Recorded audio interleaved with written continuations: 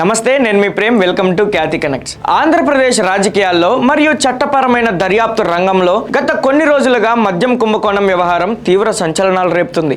గత ప్రభుత్వ హయాంలో జరిగినట్లుగా చెప్తున్న పెద్ద ఎత్తున నిధుల మళ్లింపు, అవినీతి లావాదేవీలపై కేంద్ర ఆర్థిక నేరాల దర్యాప్తు సంస్థ తన విచారణను ముమ్మరం చేసింది. ఇందులో భాగంగానే వైఎస్ఆర్ కాంగ్రెస్ పార్టీ మాజీ కీలక నేత విజయసాయిరెడ్డికి దర్యాప్తు సంస్థ నుండి పిలుపు వచ్చింది. గురువారం ఉదయం హైదరాబాద్ లోని బషీర్బాగ్ కార్యాలయానికి చేరుకున్న విజయసాయిరెడ్డిని దర్యాప్తు సిబ్బంది అత్యంత సుదీర్ఘంగా ప్రశ్నించారు. ఈ కేసులో ఆయన హాజరు కావడం ఇది మూడోసారి కావడం గమనార్హం. విచారణ ముగిసిన తర్వాత కార్యాలయం వెలుపల వేచి ఉన్న విలేకరులతో మాట్లాడిన మాజీ నేత ఈ కేసుతో తనకు వ్యక్తిగతంగా గానీ వ్యాపార పరంగా గానీ ఎలాంటి సంబంధం లేదని తేల్చి చెప్పారు. ఈ సుదీర్ఘ విచారణ వివరాలు మరియు ఆయన వెల్లడించిన విషయాలను ఈ వీడియోలో లోతుగా విశ్లేషిద్దాం.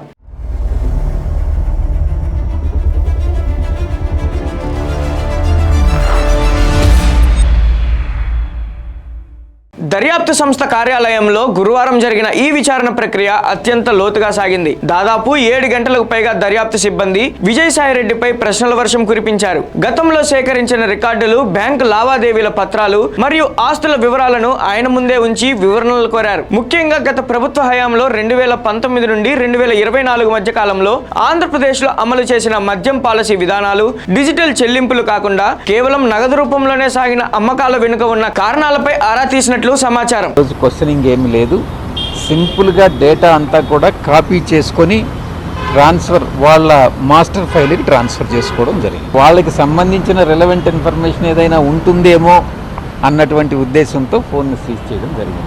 నేను ఎవరి పేరు చెప్పలేదు, నేను చెప్పను కూడా. నేను చెప్పిందంతా ఒకటే ఒక మాట. రాజ్ కసిరెడ్డి అనే వ్యక్తి ఈ యొక్క లిక్కర్ స్కామ్కు కర్త కర్మ క్రియ అని చెప్పాను. ఆ రోజు చెప్తాను, ఇప్పుడు చెప్తాను, ఇంకే రోజైనా చెప్తాను. నేను ఇంకా ఎవరి పేర్లు చెప్పలేదు, నాకు తెలియని కూడా తెలియదు. ఏం ట్రోల్ చేసుకున్నా నేను భయపడేటటువంటి వ్యక్తిని కాదు. భగవంతుడికి తెలుసు. ఆ వెంకటేశ్వర స్వామి సాక్షిగా నేను ఒక్కటే చెప్తా, నేను తప్పు చెయ్యలేదు. లిక్కర్ స్కామ్లో నాకు సంబంధం లేదు. నేను ఎవరి పేర్లు చెప్పలేదు. దీనికంతా రాజ్ కసిరెడ్డి అనేటటువంటి వ్యక్తి మాత్రమే ఏం జరిగింది, ఎలా జరిగింది అన్నటువంటిది చెప్పగలడు అన్నటువంటి విషయాన్ని మాత్రమే నేను అటు సిట్ అధికారులకు కానీ ఈడీ అధికారులకు కానీ చెప్పడం జరిగింది. ఈ భారీ నగదు లావాదేవీల వల్ల ఎవరెవరు లబ్ధి పొందారు, ఆ నిధులు ఎక్కడెక్కడికి మళ్ళాయనే కోణంలో విచారణ సాగింది. విచారణ ముగిసిన అనంతరం విజయసాయిరెడ్డి మాట్లాడుతూ దర్యాప్తు సిబ్బంది ప్రధానంగా గతంలో తమ దాడుల సమయంలో స్వాధీనం చేసుకున్న మొబైల్ ఫోన్లలోని డేటా ఆధారంగానే ప్రశ్నలు అడిగారని వెల్లడించారు. ఆ మొబైల్స్ లో లభించిన డిజిటల్ సాక్ష్యాలు, సంభాషణలు మరియు సందేశాల గురించిన క్లారిఫికేషన్లను సిబ్బంది అడిగారని తెలిపారు. తను ఆయా డిజిటల్ రికార్డులకు సంబంధించిన అంశాలపై తనకు తెలిసిన పూర్తి సమాచారాన్ని దర్యాప్తు సిబ్బందికి స్పష్టంగా వివరించారు.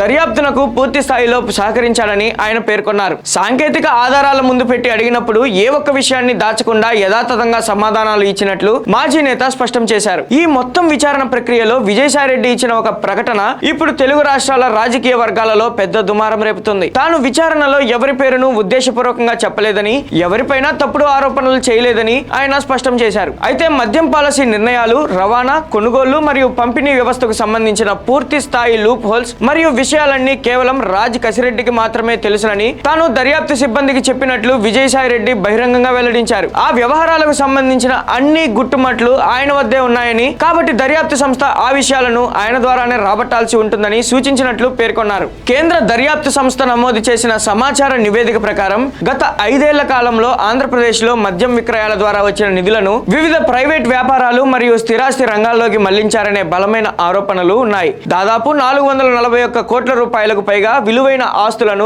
దర్యాప్తు సంస్థ ఇప్పటికే ఈ చట్టం కింద జప్తు చేసింది. వివిధ బినామీ కంపెనీల ద్వారా నిధులను ఎలా సర్క్యులేట్ చేశారు, ఆ కాలంలో జరిగిన విదేశీ లావాదేవీలు ఏంటి అనే అంశాలపై లోతైన శోధన జరుగుతోంది. విజయసాయిరెడ్డి ఇచ్చిన తాజా సమాచారం ఆధారంగా రాబోయే రోజుల్లో దర్యాప్తు సంస్థ తన తదుపరి అడుగులను వేగవంతం చేసే అవకాశం కనిపిస్తుందని విశ్లేషకులు భావిస్తున్నారు. మద్యం కుంభకోణం కేసులో కేంద్ర దర్యాప్తు సంస్థ జరుపుతున్న విచారణ ముగిసిన తర్వాత విజయసాయిరెడ్డి ఇచ్చిన వివరణ ఈ కేసుకు సంబంధించిన రాజకీయ మరియు న్యాయపరమైన రచ్చను మరింత పెంచింది. తాను నిర్దోషినని, చట్టానికి 100% సహకరిస్తానని ఆయన ప్రకటించడం ద్వారా తన వైఖరిని స్పష్టం చేశారు. రాబోయే రోజుల్లో దర్యాప్తు సంస్థ మిగిలిన లీడర్లను లేదా ఆయన ప్రస్తావించిన వ్యక్తులను విచారించే ప్రక్రియ ఏ విధంగా సాగుతుందనే దానిపైనే అందరి కళ్ళు నిలిచాయి. మద్యం కుంభకోణం కేసులో విజయసాయి రెడ్డిని కేంద్ర దర్యాప్తు సంస్థ సుదీర్ఘంగా ప్రశ్నించడంపై మరియు నాకు ఎలాంటి సంబంధం లేదు అన్న ఆయన తాజా సంచలన వ్యాఖ్యలపై మీ అభిప్రాయాన్ని కింద కామెంట్స్ లో తప్పకుండా పంచుకోండి. ఈ వీడియో మీకు నచ్చినట్లయితే లైక్ చేసి అందరికీ షేర్ చేయండి. మన ఛానల్ ను సబ్స్క్రైబ్ చేసుకోవడం అసలు మర్చిపోకండి. మరో లేటెస్ట్ అప్డేట్ తో మళ్ళీ కలుద్దాం.